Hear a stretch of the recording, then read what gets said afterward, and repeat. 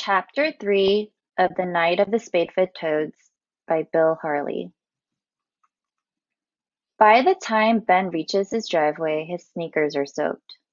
He splashes in every puddle on the way up the driveway and comes in the side door into the kitchen. Agatha's already sitting at the kitchen table, having a snack. She's got crackers lined up carefully on one side of her placemat and slices of cheese on the other, and she's putting them together one at a time, singing a song she made up. Cracker, cracker, cracker, cheese, cheese, cheese. Put them both together, remember not to sneeze. Dumb song, Ben says. I know, she says. It doesn't bother her at all. She stops her cracker and cheese game and holds up a note. This says that Mom will be home in an hour, Agatha announces. She left us cheese and crackers. Let me see, Ben says, reaching for the note. He reads it, hoping it will say something about his missing box. No such luck. Nothing but crackers and cheese, and do the chores. Ben tosses his backpack on a kitchen chair and walks through the house looking to see if the box has arrived. He runs up the stairs to his bedroom. No box there either. The room feels empty and lonely. The walls are bare except for a Boston Red Sox poster his father had put up. Ben has always been an Arizona Diamondbacks fan, but his dad has promised to take him to see the Red Sox.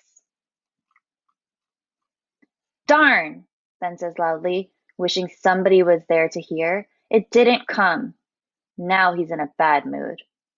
He goes back downstairs and heads to the kitchen for his snack. Agatha has finished her snack. She's brushing the cracker crumbs into a pile in the middle of her placemat. Want to play a game? She asks. No, Ben says. He doesn't feel like any kind of game. Where's the rest of the crackers and cheese? I ate them. I thought you didn't want any because you went upstairs. Ben groans and opens a cabinet door. He pulls out a box of cereal and pours some out into his hand, then wolfs it down dry. Want to watch TV? We're not supposed to do that on school days, Ben says. You know that. Want to draw pictures? No. Want to say no all the time? Agatha is just trying to be annoying. She has radar that tells her exactly how to annoy her older brother. What I want is for you to be quiet for once, he says. I can't. It's impossible. I have to breathe, and breathing makes sound, so I can't be quiet. Maybe you could stop breathing. Maybe you're a grouch, Agatha says. Because you're a pest, Ben shouts. He looks out the kitchen window. If it were Tucson, he'd go outside. But he can't leave Agatha alone, and it's raining anyway. He's trapped. Help! He bellows. I'm trapped in Massachusetts in a house with a dumb sister. I'm trapped with a dumber brother, Agatha yells back. She's having a great time. I may have to hang you by your feet, Ben mutters. You're not allowed to, Agatha says. Dad said so. Ben turns on the TV. His parents have strict rules about TV during the school week, but he's so annoyed he doesn't care. Agatha hears it and comes in the room. Hey, she says, you said not to watch TV and now you're doing it. It's so I don't murder you. You can't murder me either, Agatha says. It's against the law. She sits on the floor and stares at the screen. Before Ben knows it, they're both lost in the program, and then his mother is standing in the doorway of the family room. Why is the television on? She asks. Ben turned it on, says Agatha. What's going on here, Ben? His mother asks. You know the rules. I know, he says, but Agatha was driving me crazy, and we can't go outside because it's raining like always, and I couldn't find my box of stuff. Did it come? No, she says. Did you call the moving company again? I forgot, his mother says. Mom! Ben can hear the whine in his voice, but he can't help it. I'm sorry, Ben. I'll call them in a minute. Did you have a snack yet? Someone did, Ben says, glaring at Agatha. His mother goes up to the TV set to turn it off, but before she gets there, Ben flicks it off with a remote. Do you have much homework? She asks. Just some dumb math problems, he says. Why don't you do it now? I don't feel like it. He gets up from the couch and starts to walk out of the room. Oh, Ben, his mother exclaims, your shoes are all muddy. That's because I live in a rainforest, Ben says. He's a big grouch, Agatha says. Ever since we moved here, he's a big grumpy grouch. Ben is out of the room now, but he hears what his sister is saying. I wonder why, he yells back. Maybe because I hate this place? Ben! His mother is mad now, and Ben knows it. It takes a lot to make her mad, and now he's on the verge of some serious trouble. But he doesn't stop. He has to get out of the house. He doesn't care if it's still raining. He doesn't care if his feet are wet and muddy. He doesn't care about anything but getting away for a while. He pulls on his hooded jacket and goes out the kitchen door. He figures he'll have to pay for yelling and walking out when he gets back, but he doesn't care. The rain splatters on the hood of his jacket as he circles around to the back of his house and stands there looking across the yard. It stretches 25 yards to a line of tall trees. Beyond that, the land slopes gently downward to some woods. Ben's been back there once or twice, but he's never gotten very far because the ground is so soggy. Now he doesn't care if it's soggy. He just wants to go somewhere, anywhere. He slogs across the lawn and passes underneath the trees. He squeezes through the shrubs that mark the back edge of the yard and peers into the woods. It's getting darker, but he can see what it looks like, a faint path. A path he's never noticed before. His heart beating fast, he starts down the path. The rain trickles off his hood onto his nose and seeps through the shoulders of his jacket. He doesn't care. So what if he gets soaked? He walks slowly, willing himself to calm down and stay quiet. After a few yards, his heartbeat returns to a normal pace and his mind stops racing quite so much. Then he stops. Did he hear something? He stands still and listens. It wasn't the rain hitting the branches overhead, or the sound of his feet scuffing the wet ground, or even his breathing. The faint noise begins again. It sounds like something calling, something living. A little shudder runs down Ben's spine, but he follows the path, moving farther away from the house. He has to fight his way through the underbush, and twice he has to double back to find a place where his sneakers don't sink down into the muddy ground. Guided by the sounds, he pushes through to an open space that's even wetter. Thin trees stand lone and bare in several shallow pools, where the raindrops are making circles upon circles on the surface. Here and there he sees green clumps of moss, but otherwise everything is brown and gray. Ben stands still. It's now completely silent again. He likes being out here by himself. It's not the desert, but he's alone and outside. He doesn't mind the rain. His feet are cold and wet, but they'll get dry again. Ben listens. He shivers a little, wondering how long he can stay outside and what he'll say when he gets back to the house. It's getting darker. Then he hears it. One silvery whistle, a chirp, a peep.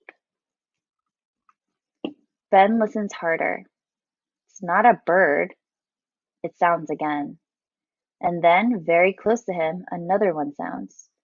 He turns to look, but can't see anything. The noise seems to be coming from a clump of dead grass sticking out of the marsh. It's a clear, bell-like chirp, rising in pitch. It seems out of place in this dull gray landscape. Then something moves at his feet. Ben almost jumps out of his skin, but when he looks down, he can't see anything. A tingle goes up the back of his neck. Maybe it's a snake. Then it moves again, and Ben makes out a camouflaged shape among the brown and dirty green of the earth and plants. He leans over. It's a frog. He picks it up. Ben holds the creature in his hand until it calms down. He cups it with one hand and uses the fingers of his other to hold it carefully right in front of the back legs, like they showed him at the Desert Museum. It squirms in his hand, but Ben doesn't let it go. He looks at it closely. He knows it's a frog and not a toad. Its skin is smooth and its legs are long. He has no idea what kind of frog it is. He's never seen one like it before. It's got ridges on its back and a black mask around its eyes, like a bandit. The rain continues to fall. His sneakers feel heavy and squishy on his feet. Ben strokes the frog's back, wondering if this was the thing that made the silvery chirp he had just heard. He holds the frog up to his face and looks at it closely. It just sits there. It doesn't seem to care if Ben holds him or not. Ben knows the frog is sluggish because it's cold-blooded, like snakes or lizards. It can't move very fast when it's really cold. The frog flattens itself in his hand. Ben! Ben, Benny, Ben, Ben! Ben hears his father's voice calling through the growing darkness. He's singing the name like it's part of a song, and Ben can't help but smile. His father is a great joker, and it sounds like he's in a good mood. The beam from a flashlight bobs up and down in the distance, coming toward him. In the dark, it almost looks like a ghost. Ben shivers again. It's time to go back. Just as he's ready to plop the frog back into the puddle, Ben thinks of Mrs. Tibbets, with her long gray hair and hiking boots. He wonders what she would think of what he just found. He cradles the creature in both hands a moment longer, then slips it into his jacket pocket. "Come on, Mr. Frog," he says. "Pack your bags. It's time to move." Then he calls out, "Coming!" and plunges through the bushes and back onto the path. He finds his dad walking toward him, still wearing his office suit and his good raincoat. It seems funny to see him in the middle of a swamp in dress clothes. "Hey, you goofball," his father says. "Your mother sent me out here to find you. Have you noticed it's raining?" He puts his arm around Ben's shoulder and turns toward the house. "I was listening," says Ben. "To what, the rain?" Ben guesses his father isn't going to talk to him about yelling at his mom, which is good. "No, I was listening to something making a weird sound, like this high-pitched peeping." "Probably a killer snake," his father says. "Dad, there are no killer snakes here." "Yes, there are," his father says in a serious tone that shows he's kidding. "I happen to know they lie out here in the swamp behind our house, and they're 8 feet long, and they make peeping sounds right before they swallow boys who are dumb enough to stand out in the rain." "Come on, Dad," Ben says. "There was really something out there. You can hear it if you stop." Ben stops walking and so does his father. The peeps sound faintly in the wet air. "There, hear them?" "Definitely killer snakes," his father said. "Huge ones." Ben laughs. "Snakes don't make noises like that." "Suit yourself, but don't blame me if one swallows you up. Your mother probably won't mind. One less kid to worry about." Ben doesn't respond. They start walking again. "So, what's up with school?" his father asks. "Oh, it's okay," Ben says. He puts his hand on the outside of his coat pocket and feels the shape of the frog inside. "Just okay, huh?" Ben doesn't want to talk about school. "Dad, what if you don't like your job here?" "Well, the good news is that I do like it." "But what if you didn't? Or it didn't work out just right?" "Would we move back home to Tucson?" "No." How come? Because I hate packing. Really? How come? Ben, pal, this is our home now. We're staying here. His father pulls Ben close as they come in the backyard, but Ben slips out of the hug. He doesn't want to be close. Not if they have to stay here.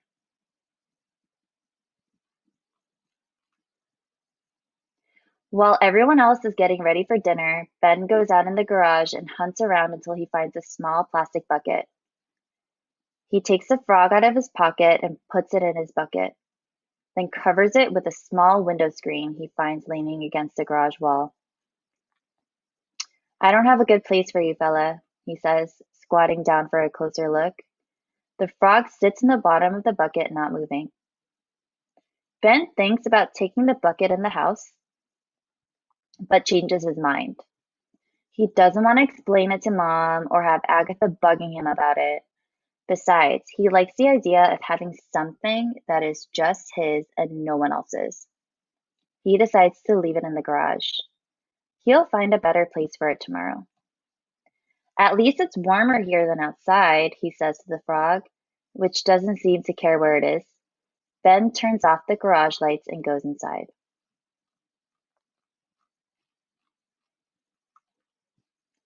After dinner, Ben goes into his bedroom to do his homework. He barely sat down when the phone rings. I'll get it, Ben yells, almost knocking his chair over in his hurry to get to the phone. He grabs the receiver away just as Agatha picks it up. Hey, no fair, she whines, but Ben's already got the phone to his ear. He covers the mouthpiece. Life's not fair, he says. She sticks out her tongue, and Ben speaks into the phone. Hello? Hey, Snake Man, says a voice on the other end. Ben laughs. Toby! Wrong, Snake Man. This is Lizard Man. Tony is talking in a creepy, croaky voice that cracks Ben up. It makes him more homesick than ever. Hi, Toby. How's Lenny? Ben asks. He's fine. Eating stink bugs and sleeping. How's everything in Massachusetts? It stinks worse than the bugs. It's cold and wet, and the kids here are idiots. Wow, that's too bad. Yeah, Ben agrees. But maybe we won't stay here for too long. Maybe we'll move back? That'd be great. I could sure use your help. Larry Dunstan has been bugging the heck out of me. Oh, not him, Ben snorts. Yeah, what a turkey. They both laugh. They talk and talk until Ben's mother taps him on the shoulder. That's enough, she says. You've got homework. Mom, he pleads. It's enough for now. You can call back in a couple of days. I gotta go, Lizard Man, Ben says. Thanks for calling. I'll email you, and I'll call next week. Or you can call me. Okay, pal. Stay in touch. Don't let those Massachusetts kids bug you. Ben hangs up the phone. He wonders how talking to Toby can make him happy and sad at the same time. He goes to the computer in the family room and writes an email to Toby. Lizard Man, please rescue me from the monsters in Massachusetts. Only you can save me. Desert creatures unite. Snake Man.